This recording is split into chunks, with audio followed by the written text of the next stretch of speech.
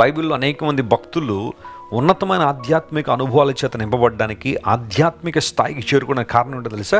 వారందరూ దేవునిలో ఆనందించడం నేర్చుకున్నారు.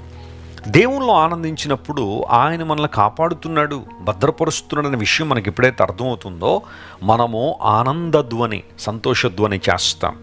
ఈరోజు నా ప్రార్థన అదే, మీరందరూ కూడా ఆనందధ్వని చేసేవారుగా ఉండాలని, ప్రభువులో ఆనందించేవారుగా ఉండాలనే నా ఆలోచన. ఫిలిప్పీలకు రాసిన పత్రికలో పౌలు మహాశయుడు అంటాడు, మీరు ఎల్లప్పుడూ ప్రభువునందు ఆనందించండి, మరలా చెప్పుదును ఆనందించండి అని. ఫిలిప్పీలకు రాసిన పత్రికను బైబిల్ పండితులు ఒక పేరుతో పిలుస్తారు. అదేనంటే చెరసాల నుండి వస్తున్న ఆనందపు ధ్వని అని పిలుస్తారు. ఏ cheerful sound from A jail cell. ఒక వ్యక్తిని చెరసాలలో ఉంచినప్పుడు, బందీగా మార్చినప్పుడు, ఖైదీగా చేసినప్పుడు ఆ వ్యక్తి ఆనందించగలడా? లేదా ఇతరులకు ఆనందంగా ఉండండి అని చెప్పగలడా? పౌలు మహాశయుని యొక్క జీవితంలో మనం గమనించాల్సిన విషయం ఏంటంటే, he was a practical man of God. అతడు ఆచరణాత్మకమైన సేవకుడు. తను ఏదైతే అనుభవించాడో అదే సంఘానికి చెప్పారు, ఏదైతే సంఘానికి బోధించాడో దాన్ని తన జీవితంలో నెరవేర్చాడు.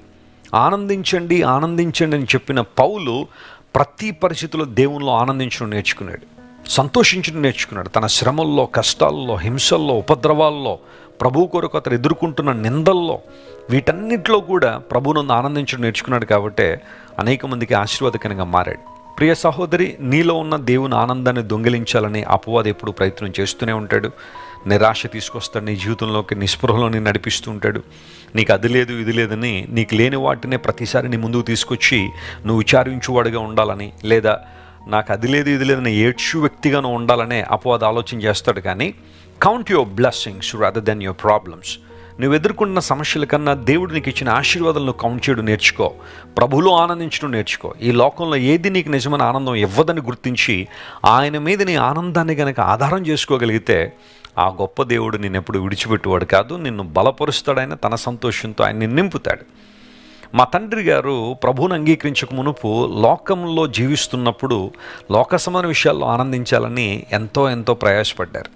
తన చుట్టూ అనేక మంది స్నేహితులను పెట్టుకుని, లేదా పేకాటలో ఆనందం ఉందనుకుని, సినిమాల్లో ఆనందం ఉందనుకుని విపరీతంగా లోక సంబంధమైన ఆనందంలో ఉండాలని ఆశించారు. కానీ ఎప్పుడైతే యేసు ప్రభు ఆయన్ని పట్టుకున్నారో, ఆయన తన జీవితాన్ని ప్రభువుకు అప్పగించారో, దేవుని సేవకు తన జీవితాన్ని సమర్పించుకుని అనేక ప్రాంతాల్లో అద్భుతమైన సేవ జరిగించినప్పుడు ఆయన అనుభవించిన ఆనందం, లేదా అనుభవిస్తున్న ఆనందం చాలా గొప్పదని వారి సాక్ష్యంలో అనేకసార్లు నాన్నగారు చెబుతూ ఉంటారు. దేవుని ప్రజలారా, గమనించండి, ప్రభు పరిశుద్ధాత్మ ద్వారా మన హృదయాల్లో క్రమరించే ఆనందం, సంతోషం శాశ్వతమైనది కనుక